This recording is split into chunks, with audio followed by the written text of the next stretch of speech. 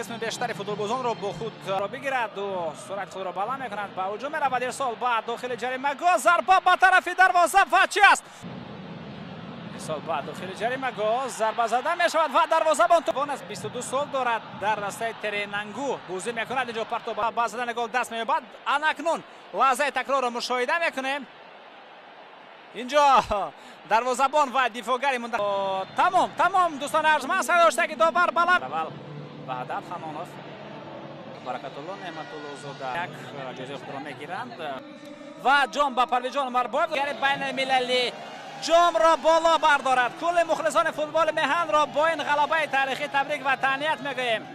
در مسابقه مردک منتخب تاجیکستان قهرمان می شود. اکنون با منتخب تاجیکستان ما بردباری ها در بازی در پیش بوده تمنا داریم که بازی انتخابی جام جهان خواهند بود. از ماه نوامبر آغاز می شوند و در ماه ینور باشد.